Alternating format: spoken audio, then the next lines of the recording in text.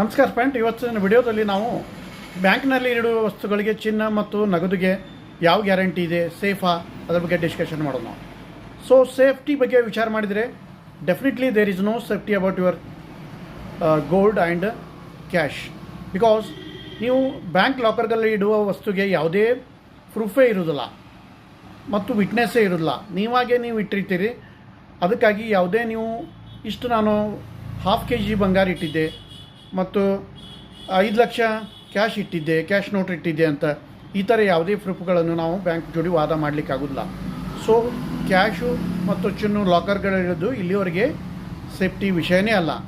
ಯಾಕಂದರೆ finance ministry ಏನು ಹೇಳ್ತದೆ ಅಂದರೆ 100 times of your locker rent ಅಷ್ಟು ಮಾತ್ರ ಸೇಫ್ಟಿ ಆಗಿ ಇನ್ಶೂರೆನ್ಸ್ ಆಗಿ ನಾವು ಕೊಡ್ತೀವಿ. ಸಪೋಸ್ ನೀವು ಒಂದು ಬ್ಯಾಂಕಲ್ಲಿ 2,000 ರೂಪಾಯಿ ಲಾಕರ್ ಬಾಡಿಗೆ ಕೊಡ್ತಿದ್ರಿ ಅಂದರೆ ಆ ಲಾಕರ್ ಬಾಡಿಗೆಗೆ 100 ಟೈಮ್ಸ್ ಅಂದರೆ ನಿಮಗೆ ಸೇಫ್ಟಿಯಾಗಿ ಸಿಗೋದು 2 ಲಕ್ಷ ರೂಪಾಯಿ ಮಾತ್ರ.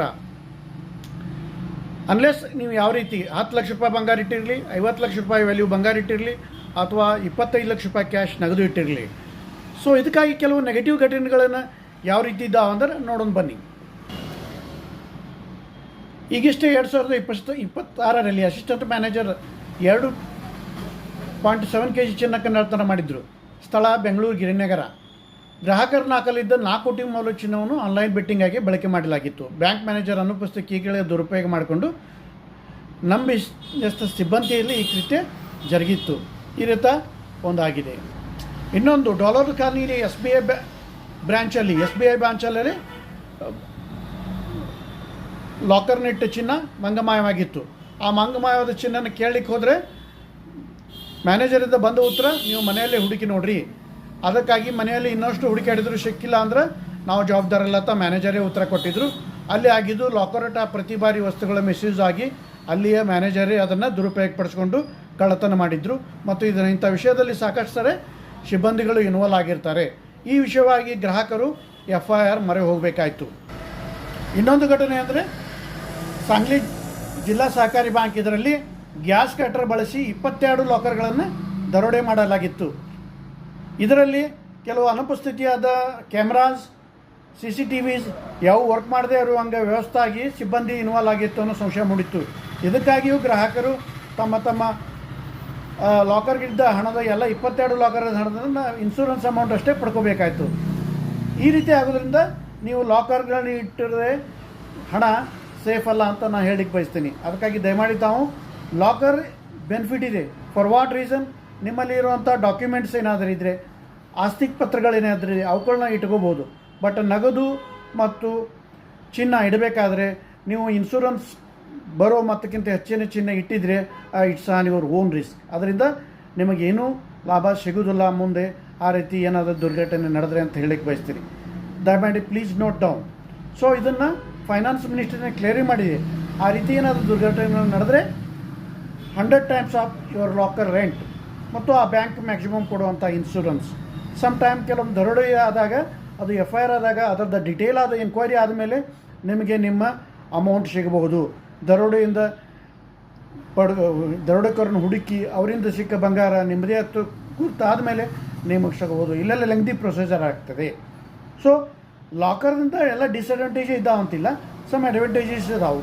ಸೊ ನಿಮ್ಮ ಮನೆಯಲ್ಲಿ ಇಡೋಂಥ ಡಾಕ್ಯುಮೆಂಟ್ಗಳನ್ನು ನೀವು ಅಲ್ಲಿ ಇಡ್ಬೋದು ಮತ್ತು ಕಡಿಮೆ ಬಾಡಿಗೆಯಲ್ಲಿ ನಿಮಗೆ ಒಂದು ಲಾಕರ್ ಸಿಗ್ತದೆ. ಆ ರೀತಿ ಎಲ್ಲ ಬೆನಿಫಿಟ್ಸ್ ಇರ್ತಾವೆ. ಬಟ್ ಆದರೆ ನೀವು ಚಿನ್ನ ಮತ್ತು ನಗದು ಇಡಬೇಕಾದ್ರೆ ಹುಷಾರಿರಬೇಕು. ಅದರಿಂದ ಎಷ್ಟು ಲಿಮಿಟ್ ಇರ್ತದೆ ಅದ್ರ ಬಗ್ಗೆ ನಿಮಗೆ ಗೊತ್ತಿರಬೇಕು. ಈ ರೀತಿ ಕೆಲವು ಅನಾಹುತಕರ ಘಟನೆಗಳನ್ನು ನಾವು ಡಿಸ್ಕಷನ್ ಮಾಡಿದ್ದೀವಿ. ಸೊ ಪ್ಲೀಸ್ ಈ ರೀತಿ ಮಾಹಿತಿಗಳು ಚಿನ್ನ ಮತ್ತು ಬೆಳ್ಳಿ ಈ ರೀತಿ ನಗದು ವಿಷಯವಾಗಿ ನಾನು ಇದು ವಿಡಿಯೋ ಮಾಡ್ತಿರ್ತೀನಿ. Please follow me, like me. ಈ ವಿಡಿಯೋ ನಿಮಗೆ ಲೈಕ್ ಆದರೆ ಮತ್ತೊಬ್ಬರಿಗೆ ಶೇರ್ ಮಾಡಿ. ಸೊ ಈ ರೀತಿ ಚಿನ್ನವನ್ನು ಸೇಫ್ಟಿಯಾಗಿ ಇಟ್ಕೋಬೇಕಾದ್ರೆ ನೀವು ಏನು ಮಾಡ್ಕೋಬೇಕಂದ್ರೆ ಇನ್ನೊಂದು ಐಡಿಯಾ ಇದೆ. ದಟ್ ಐಡಿಯಾ ಇಸ್ದು ನೀವು ಥೆಫ್ಟ್ ಇನ್ಶೂರೆನ್ಸ್ ತೊಗೊಳ್ಬೋದು. There is availability.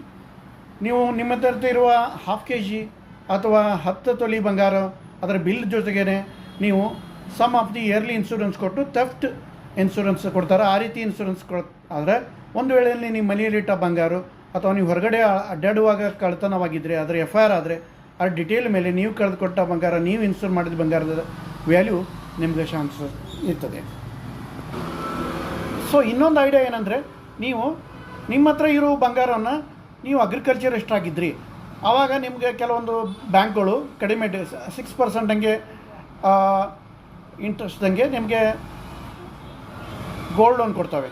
ಆ ಗೋಲ್ಡ್ ಲೋನನ್ನು ನೀವು ಇಟ್ಟು ನೀವು ಕ್ಯಾಶನ್ನು ನೀವು ಮತ್ತು FD ಆಗಿ ಇಟ್ಕೊಂಡು ಅದನ್ನು ಯೂಸ್ ಮಾಡ್ಬೋದು. ಬಟ್ ಅಲ್ಲಿ ಗೋಲ್ಡ್ ನೀವು ಒತ್ತೆ ಇಡುವಾಗ ಅಲ್ಲಿ ಏನು ನೀವು ನಮೂದಿಸಿರ್ತೀರಿ ಅಷ್ಟು ಬಂಗಾರವನ್ನು ಆ ಗೋಲ್ಡ್ ಲೋನ್ ಕಂಪನಿ ನಿಮ್ಗೆ ಕೊಡಲೇಬೇಕಾಗ್ತದೆ. It is not like locker. ಯಾಕಂದರೆ ಗೋಲ್ಡ್ ಲೋನ್ ಕೊಡುವಾಗ ನೀವು ಆ ಗೋಲ್ಡ್ದ ವ್ಯಾಲ್ಯೂವನ್ನು ತೂಕ ಮಾಡಿ ಅಲ್ಲಿ ನಮೂದಿಸಲಾಗಿರ್ತದೆ. ಉದಾಹರಣೆಗೆ 10 ತೊಲಿ 20 ತೊಲಿ ಮತ್ತು ಏನೇನು ಒಡವೆಗಳಿದ್ದಾವೆ ಇವೆಲ್ಲ ಡೀಟೇಲ್ ಅಲ್ಲಿ ಇರ್ತದೆ. ಕೆಲವೊಬ್ಬರು ಆ ರೀತಿ ಕಡಿಮೆ ಬಡ್ಡಿಯಿಂದ ಲೋನನ್ನು ಪಡೆದು ಅಲ್ಲಿ ಇಟ್ಟು ಆ ಬಡ್ಡಿಯನ್ನು ತಮ್ಮ ಬಿಸ್ನೆಸ್ಗೆ ಯೂಸ್ ಮಾಡ್ಕೊಳ್ಳೋದಾಗಲಿ, ಅಷ್ಟಕ್ಕಿಂತ ಒಂದು 2% ಹೆಚ್ಚಿಗೆ ಬರುವಂಥ FD ಒಳಗಾಗಿ ಇನ್ವೆಸ್ಟ್ ಮಾಡ್ತಾರೆ. This is kind of one idea. ಅದನ್ನು ವಿಚಾರ ಮಾಡ್ಕೊರಿ, ನಿಮ್ಗೆ ಯಾವ ರೀತಿ ಸೆಟ್ ಆಗ್ತದೆ ಅಂತ ನಾನು ಹೇಳಿಕ್ಕೆ ಬಯಸ್ತೀನಿ.